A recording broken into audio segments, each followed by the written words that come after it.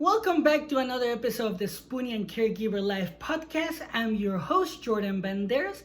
And before we get started, don't forget to subscribe so you don't miss any episodes of the podcast. So let's go ahead and get into today's episode, shall we? So on today's episode, I want to talk about the importance of being yourself. Why being you is important, pretty much. And let me tell you how I figured that out. Now, as you guys know, I went to therapy. I've been working on myself, and all up until recently, I pretty much realized what was holding me back the most. It was an old memory, right? But like I have mentioned in that episode, once I realized that, I felt like I can be myself.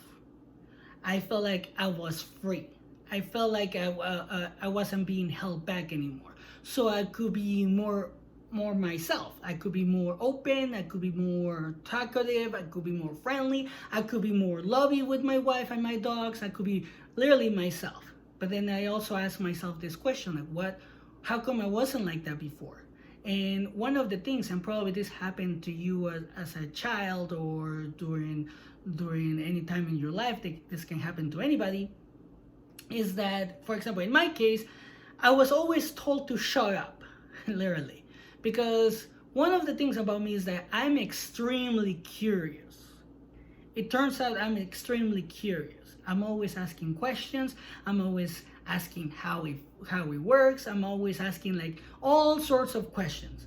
Well, when I was growing up with my mom didn't have a good education, neither did my uncle. So I was asking the wrong people, because anytime I will ask them something, they will be like, I don't know, you asked too many questions, ask somebody else.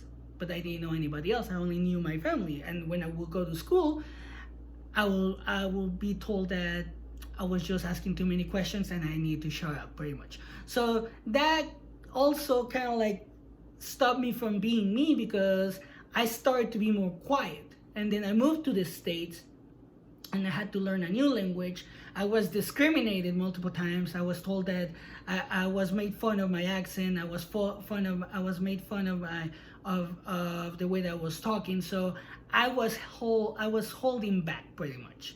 I was holding back. I couldn't be myself.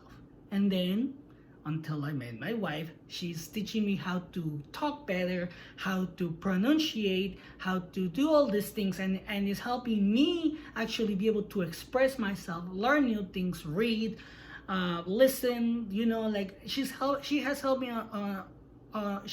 by doing all these things, and this has helped me be myself.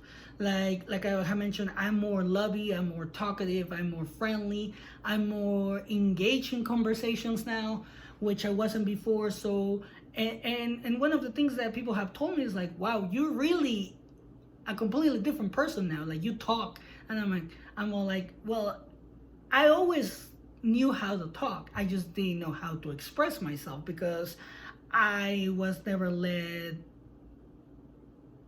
Nobody ever let me express myself, literally. Like I said, I was always told to shut up and things like that. So I had to go through that. I had to understand that wasn't against me. It was just that the people that was asking the questions, or the people that were around me, were probably not happy with their life, and they didn't want any noise, and they would just told me to, and they were just telling me to shut up, literally. So one of the things that I need to tell you is this: that you just need to be you.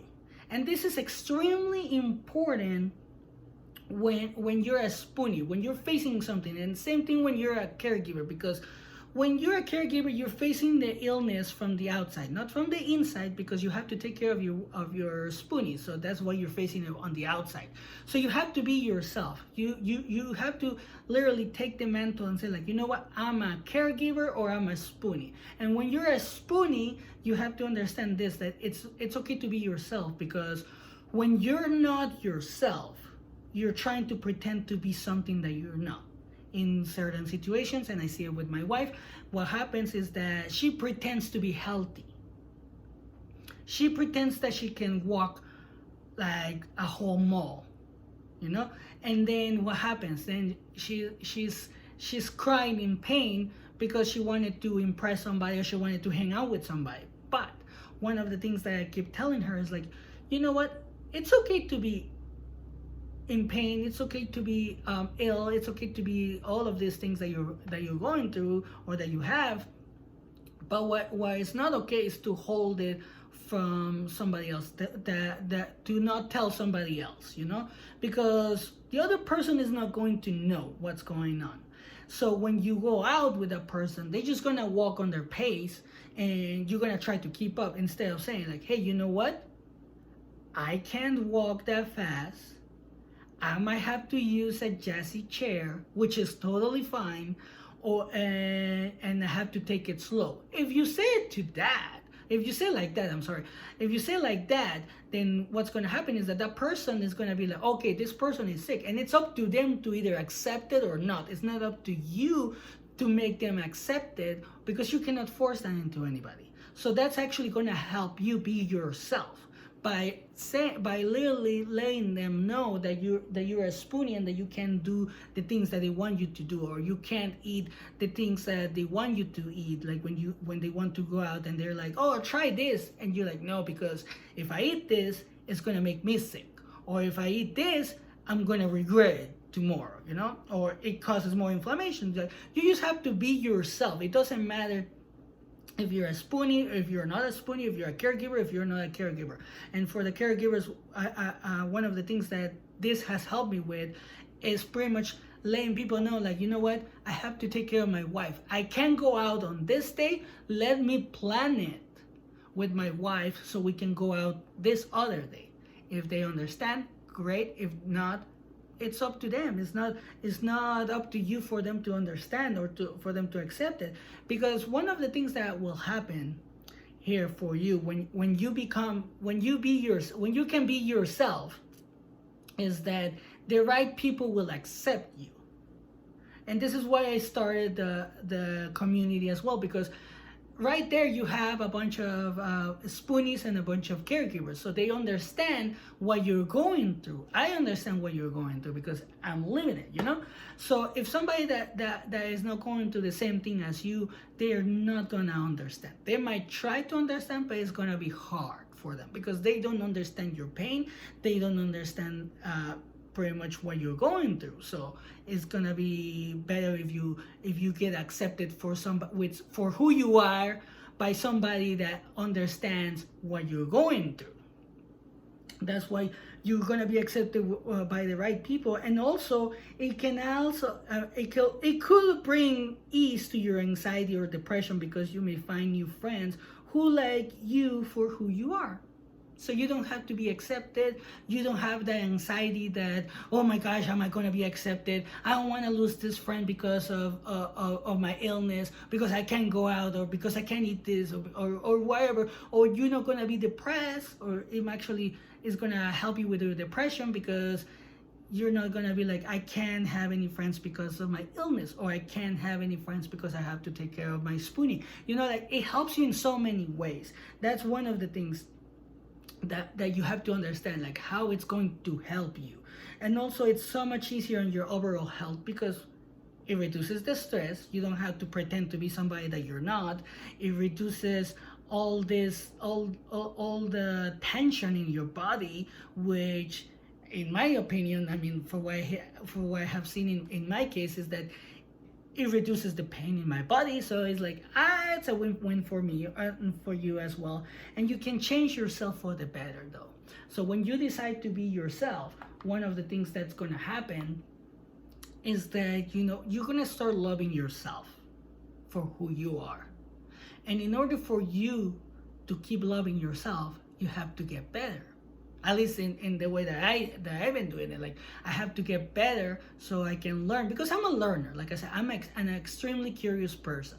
So I like to learn new things. So whatever you're curious about, it could be cooking, it could be drawing, it could be painting, it could be making wood. I forgot the word. I'm making figures out of wood or something. Like whatever brings your curiosity, it's gonna actually help you become who you are.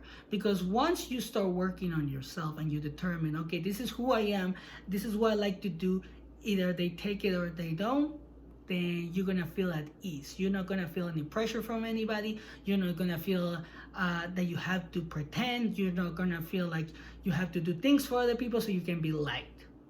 And that's the problem. Like, we feel like we always have to be liked by who we are not. But when you become who you truly are, you're gonna understand that you're going to be liked for who you really are. And that's extremely important, like I said, when you're a caregiver and a spoonie, because it's gonna give you the friends that you need, not the friends that you think you need. Because when you're open about your situation, when you say, like, when you literally say to your friends, like, you know what, I'm a spoonie and I can only do this much with you guys. Like, I want to go out and have a friend's night with you, a girl's night or a guy's night, but I have to do this for my wife first. I have to make sure that she's okay. I have to watch out what I eat, what I drink. I have to keep my phone on to make sure that she's okay. I'm gonna keep calling my wife because, and I guess in my case, I'm gonna be calling my wife a lot because I need to make sure that she's okay. As long as the people that you hang out with understand that, then you're gonna be loved for who you are, because they won't care. They're like, okay, take care of your wife, take care of yourself, but they still have fun with us. You know what I'm saying? So that's one of the things that will help you be yourself. Like, that's how being yourself helps you a lot. Like, it's gonna literally could ease a lot of the things that you're going through right now, like anxiety, depression, all of those things. So keep that in mind, and I really hope that you guys are working on yourself, because especially with everything that's going on, if you're a spoonie and you can't go out, this is the time to become yourself.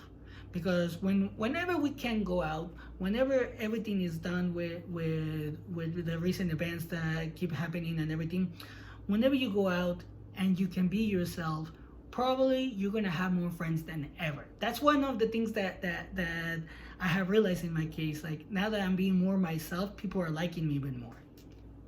And it's amazing, to be honest, because I don't have to pretend. I know that I'm not perfect, but still I'm being myself. So I'm just becoming better every day. So that's pretty much what you have to do, and that can only happen as long as you're yourself, as long as you can be you.